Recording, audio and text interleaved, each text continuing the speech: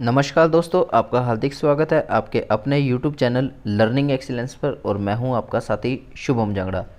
दोस्तों, जैसे कि आप सभी जानते हैं, हमने मॉडर्न इंडिया की जो सीरीज़ है वो कंटिन्यू शुरू रखी हुई है और इस सीरीज़ के तहत हम आपको 5 क्लास प्रोवाइड पहले करवा चुके हैं। आज की वीडियो में हमारी क्लास 6th रहेगी और इस 6th क्लास में हमारा टॉपिक रहेगा आर्य समाज। इससे पहले हमने क्लास 5 में ब्रह्म समाज को कंप्लीट डिटेल से पढ़ लिया था और ब्रह्म समाज के जो संस्थापक कहलाए थे वो राजा राम मोहन रॉय रहे थे दोस्तों। और राजा राम मोहन रॉय ये वही व्यक्ति हैं जिन्होंने सती प्रथा का अंत करवाया था। और उसके बाद जो आपका ब्रह्म समाज था वो ब्रह्म समाज की स्थापना 1828 में हुई थी। और उसके बाद जो दोस्तों आपका आज का टॉपिक रहेगा आर्य समाज। आर्य समाज आपका 1875 ईस्वी में इसकी स्थापना हुई थी, जिसके संस्थापक कहलाते हैं स्वामी दयानंद सरस्वती। और ये टॉपिक आपका किसी भी वनडे एग्ज़ाम के लिए बहुत बहुत इम्पोर्टेंट रहेगा और इससे भी किसी ना किसी एग्ज़ाम में क्वेश्चन देखे जा सकते हैं। आपके आने वाले HSSC CET के एग्ज़ाम में भी इस टॉपिक से क्वेश्चन देखने को मिल सकते हैं। एक राय रहेगी मेरी आपके लिए कि आप इस टॉपिक को अच्छे से करें और ध्यान से करके जाए, ताकि आगे अगर किसी भी वनडे एग्ज़ाम में या हरियाणा के CET के एग्ज़ाम में आपको इस टॉपिक से क्वेश्चन देखने को मिले तो वो क्वेश्चन आपका गलत ना हो।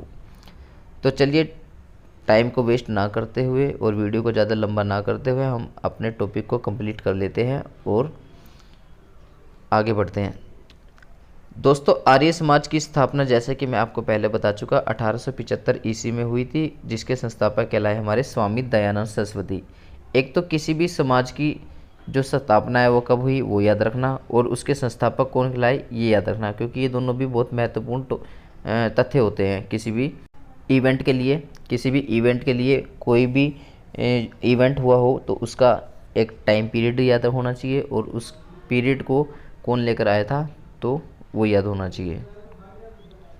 चलिए दोस्तों, अपने पॉइंट्स की ओर बढ़ते हैं। जो आर्य समाज की स्थापना है वो स्वामी दयानंद सरस्वती ने 1875 ईस्वी में मुंबई में की थी। अगर आपसे जगह पूछ ले, स्थान पूछ ले कि स्वामी दयानंद सरस्वती ने आर्य समाज की स्थापना कहाँ की थी, तो मुंबई में की थी। और जो स्वामी दयानंद सरस्वती थे उनका जो जन्म पूछ ले, कई बार क्वेश्चन देखने को मिल जाता है कि आर्य समाज के संस्थापक स्वामी दयानंद सरस्वती थे, उनकी जो जन्म तिथि है, उनका जो जन्म है वो कब हुआ था, 12 फरवरी 1824 में। तो ये दोस्तों याद रखना। स्वामी दयानंद सरस्वती के बचपन का नाम भी पूछ लिया जाता है, तो उनके बचपन का नाम होगा मूलशंकर, इसको भी ध्यान में रखना। और दोस्तों, जो उनके पिताजी होते थे वो भगवान शिव जी के बहुत बड़े भक्त हुआ करते थे। और बाद में उनके पिता ने स्वामी दयानंद सरस्वती को घर से निकाल दिया था। क्यों? क्योंकि दोस्तों जो स्वामी दयानंद सरस्वती हुआ करते थे वो भगवान में विश्वास नहीं किया करते थे, वो एक नास्तिक व्यक्ति हुआ करते थे। और नास्तिक उसको बोल दिया जाता है जो भगवान में विश्वास नहीं रखता। नास्तिक वो जो भगवान में विश्वास नहीं रखता और आस्तिक वो जो भगवान में विश्वास रखता है। उसके बाद दोस्तों, जो स्वामी दयानंद सरस्वती हैं इनके गुरु का नाम पूछ लिया जाता है, तो इनके गुरु का नाम रहेगा स्वामी बिरजानंद। और स्वामी बिरजानंद को ही ये अपने गुरु माना करते थे। आर्य समाज का मुख्य उद्देश्य होता था वेदों की उलटो। आर्य समाज की स्थापना का भी यही एक मूल कारण था कि स्वामी दयानंद सरस्वती जो भारत के लोग हैं उनको वेदों की ओर लौटने के लिए बोलते थे कि वो लोग भटक गए थे, और ताकि वो वेदों की ओर दोबारा लौट सके और उन्हें अपनी संस्कृति और अपने धर्म का पता होना चाहिए, क्योंकि वो भारत के नागरिक हैं। और भारत के नागरिक होने के तहत उसको क्या सब चीज़ें पता होनी चाहिए कि भाई क्या महाभारत है, हमारे क्या वेद है, क्या ऋग्वेद है, हमारे क्या अथर्ववेद है, क्या यजुर्वेद है, ये सारे के सारे वेद उन्हें पता होने चाहिए। तो इसलिए आर्य समाज की स्थापना की गई थी स्वामी दयानंद सरस्वती के द्वारा। इसका मेन मुख्य उद्देश्य यही था कि वो जो भारतीय नागरिक है वो वेदों की ओर लौट सके। तो जो भारतीयों का और वेदों की ओर लौटो, इसका मेन मकसद भी, मेन जो तथ्य कहने का है कि जो भारत है वो भारतीयों का ही है। जो भारतीय भारत के अंदर रहते हैं, भारत के नागरिक जो हैं वो उन्हीं का ही है। क्या? भारत। श्रीमती एनी बेसेंट ने सबसे पहले यह बात बताई थी कि भारत जो है वो भारतीयों का ही है, या जो भारत है वो भारतीयों के लिए ही है। यह महिला आयरलैंड से आई थी, श्रीमती एनी बेसेंट। आगे चलकर ये कांग्रेस की अध्यक्षता भी करेगी। स्वामी दयानंद सरस्वती जी ने शुद्धि आंदोलन चलाया था। शुद्धि आंदोलन दोस्तों, इस क्लास से पहले मैंने आपको एक क्लास पढ़ाई थी। उस क्लास में याद हो आपको, मैंने एक बात बताई थी आपको कि एक ईसाई धर्म आया था। जब हमने गवर्नर और गवर्नर जनरल का टॉपिक पढ़ाया था आपको, तो उसमें एक गवर्नर हुआ करता था। उसके समय में एक ईसाई धर्म आता था, मतलब ईसाई धर्म आया था। उस ईसाई धर्म ने क्या किया था, लोगों को ईसाई धर्म में कन्वर्ट करना शुरू कर दिया था। और उस वक्त मैंने आपको ये बोला था कि भाई आगे चलकर एक नई नीति आएगी। उस नीति के तहत जिन भी लोगों ने ईसाई धर्म ले लिया है या ईसाई धर्म में कन्वर्ट हो गया है, तो वो दोबारा से उनको मौका मिलेगा कि वो हिंदू धर्म में आ सकते हैं। तो दोस्तों, स्वामी दयानंद सरस्वती जी ने एक शुद्धि आंदोलन चलाया था। ये शुद्धि आंदोलन उन्हीं लोगों के लिए चलाया था कि जो पहले लोग ईसाई धर्म ले चुके हैं, अगर वो दोबारा से हिंदू धर्म में आना चाहते हैं तो आ सकते हैं और वो दोबारा से हिंदू धर्म ले सके। इसलिए जो शुद्धि आंदोलन है वो चलाया गया था। किसके द्वारा चलाया गया था? स्वामी दयानंद सरस्वती द्वारा चलाया गया था। तो दोस्तों, शुद्धि आंदोलन चलाया था। और शुद्धि आंदोलन किस लिए चलाया था? कि जिन लोगों ने ईसाई धर्म लिया था पहले, किसी न किसी भूल से या किसी न किसी अपनी मर्जी से, तो वो दोबारा से हिंदू धर्म में वापस लौट सकता है। स्वामी दयानंद सरस्वती जी ने स्कूल की स्थापना की थी, जिनको आज तक हम इस स्कूल के नाम से जानते हैं, DAV। और DAV की फुल फॉर्म अगर पूछ ले तो दयानंद एंग्लो वैदिक ये स्कूल का नाम होता है। आपने पढ़ा होगा दोस्तों। मैं पानीपत से बिलोंग करता हूं और हमारे पानीपत में एक DAV थर्मल स्कूल है। और DAV थर्मल स्कूल जो है, उसकी अगर फुल फॉर्म अगर हम देखें इसके अकॉर्डिंग, तो DAV थर्मल जो स्कूल बनेगा पानीपत का, तो उसका नाम बनेगा दयानंद एंग्लो वैदिक थर्मल स्कूल। तो DAV स्कूल जो है दोस्तों, आपके किसी भी सिटी में है हरियाणा में, तो वो किस नाम से पुकारे जाएंगे? फुल फॉर्म उनकी होगी दयानंद एंग्लो वैदिक।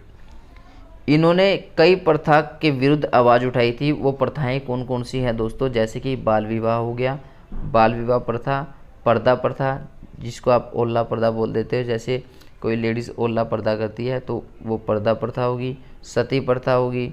सती प्रथा मतलब पति के मरने के बाद उसकी जो वाइफ हुआ करती थी उसको भी सती होना पड़ता था, मतलब अपने प्राण त्याग देने पड़ते थे, वो सती प्रथा होती थी। और विधवा विवाह के पक्ष में थे, क्योंकि इनका मानना ये था कि भाई कि नारी जो है वो अपने उज्जवल भविष्य के लिए वो पुनर्विवाह कर सकती है, इसलिए वो चाहते थे कि जो विधवा है वो पुनर्विवाह कर सकती है, तो ये पुनर्विवाह के पक्ष में थे। पुरोहित विवाह हो गया, जाति प्रथा होगी, शारदा एक्ट हो गया। शारदा एक्ट के तहत जो लड़की की एज और जो लड़की की एज है वो 14 और 16 वर्ष थी। आई थिंक ये शारदा एक्ट वही है कि लड़के की एज 16 वर्ष हुआ करती थी और लड़की की 14 वर्ष हुआ करती थी। तो शारदा एक्ट में उस वक्त यही एज रखी गई थी लड़के और लड़की की। और आगे चलकर इस एक्ट को बदलकर इस एक्ट को बंद कर दिया गया था और उस एक्ट को चेंज करके 18 और 21 कर दिया गया था। लड़की की एज 18 और लड़के की 21। और जैसा कि अब हाल ही में प्रेजेंटली सुनने में आ रहा है कि लड़की की एज भी 21 वर्ष कर दी गई है। तो लड़का लड़की बराबर, ये वही बात है दोस्तों, लड़के की भी 21 और लड़की की भी 21 वर्ष हो जाएगी आने वाले समय में। तो ये सभी प्रथाएं होती थी जिन पर इसने आवाज़ उठाई थी। 1883 में स्वामी दयानंद सरस्वती की सत्यार्थ प्रकाश नामक एक पुस्तक आई थी। आपसे डायरेक्ट ये पूछ लेंगे कि सत्यार्थ प्रकाश नामक पुस्तक के लेखक कौन है, तो वो रहेंगे स्वामी दयानंद सरस्वती। और इन्होंने कब ये पुस्तक लिखी थी, तो 1883 में इस पुस्तक को लिखा था। 1883 ईस्वी में दूध में कांच पीसकर, होता क्या है दोस्तों, स्वामी दयानंद सरस्वती के महल में या घर में बोल सकते हो आप, उसके घर में एक रसोइया रहा करता था जो उसकी रसोई संभाला करता था। उसके खाने पीने का सारा सामान का जिम्मा किसका? रसोइये का हुआ करता था। तो एक दिन उस रसोई ने क्या किया, दूध के गिलास में कांच को पीसकर मिला दिया और मिलाकर स्वामी दयानंद सरस्वती जी को पिला दिया। और जैसे ही उन्होंने वो दूध पिया और उनके दूध पीते ही उनकी मृत्यु हो गई। तो ये उस वक्त कहाँ हुआ करते थे? अजमेर में हुआ करते थे। तो 1883 में स्वामी दयानंद सरस्वती जी की मृत्यु हो जाती है दूध में कांच पीसकर पिए जाने के कारण। और किसने किया था ये काम? रसोइये ने। और अजमेर में इनकी मृत्यु हुई थी।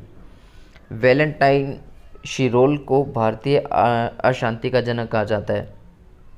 ये वैलेंटाइंस डे नहीं है दोस्तों, ये आप 14 फरवरी याद कर गए होंगे, बड़ी फीलिंग लेते हो बच्चों। तो वैलेंटाइन शिरोल को भारतीय अशांति का जनक कहा जाता है। स्वामी दयानंद सरस्वती को उत्तर भारत का मार्टिन लूथर कहा जाता है। मार्टिन लूथर याद रखना दोस्तों, ये क्वेश्चन रिपीट हुआ था एक बारी और प्रीवियस ईयर वनडे एग्जाम में देखा जा चुका है कि मार्टिन लूथर किस व्यक्ति को पुकारा जाता है, किस व्यक्ति को कहा जाता है। तो स्वामी दयानंद सरस्वती को उत्तर भारत का मार्टिन लूथर कहा जाता है। और आर्य समाज दोस्तों वो किससे प्रेरणा लेकर आया था? ब्रह्म समाज से, क्योंकि इससे पहले ब्रह्म समाज आ चुका था 1828 में, और 1828 के बाद जब ये आर्य समाज आया तो आर्य समाज ब्रह्म समाज से प्रेरणा लेकर आया था। दोस्तों जैसे जैसे आगे नए नए समाज आते रहेंगे या नई नई चीज़ों की स्थापना होती जाएगी, वो पिछले वालों से ही ट्रेनिंग लेकर आगे आती रहेगी, पिछले वालों से ही प्रेरणा लेकर आगे आएगी। अब इसके बाद जो अन्य और भी अगर कोई चीज़ आई तो इन दोनों से ही ट्रेनिंग लेकर आगे वो इन दोनों से ही प्रेरणा लेकर आगे काम किया करेगी। तो ऐसे ही होता है दोस्तों, जब भी कोई नया समाज आता है या नई किसी चीज़ की स्थापना होती है तो वो पिछले से प्रेरणा लेकर ही आगे आती है। तो दोस्तों ये था आपका आर्य समाज का टॉपिक, और आर्य समाज से लगभग आपके इस टॉपिक से ये सभी क्वेश्चन पूछे जाते हैं, जो उनसे क्वेश्चन मैंने आज आपके सामने डिस्कस किए। और उम्मीद करता हूं दोस्तों आपके अगर किसी भी वनडे एग्ज़ाम में इनमें से कोई एक भी क्वेश्चन पूछा जाएगा तो आप उनमें से गलत नहीं करके आओगे। हमारा आपसे सिर्फ यही अनुरोध है कि आप इस टॉपिक को अच्छे से कवर करें, अच्छे से इसको अटेंड करके जाए, ताकि अगर इनमें से कोई भी क्वेश्चन आपको किसी वनडे एग्ज़ाम में मिले तो वो गलत ना हो। तो चलिए दोस्तों मिलते हैं अपनी नेक्स्ट वीडियो में अपने नए टॉपिक के साथ, अपने नई वीडियो के साथ। और उम्मीद करता हूँ आज की वीडियो आपके लिए बड़ी सक्सेसफुल, बड़ी हेल्पफुल साबित होगी आगे आने वाले समय में। दोस्तों अगर आपको इस वीडियो की PDF फाइल चाहिए तो आप हमारे टेलीग्राम ग्रुप को ज्वाइन कर सकते हैं, जो कि लर्निंग एक्सीलेंस के नाम से ही है। वहाँ आप उस चैनल पर आपको वो सभी की सभी PDF फाइल मिल जाएंगी जितनी भी हमारी यूट्यूब चैनल पर वीडियोज़ पड़ी हैं। ओके दोस्तों, धन्यवाद। जय हिंद, जय भारत।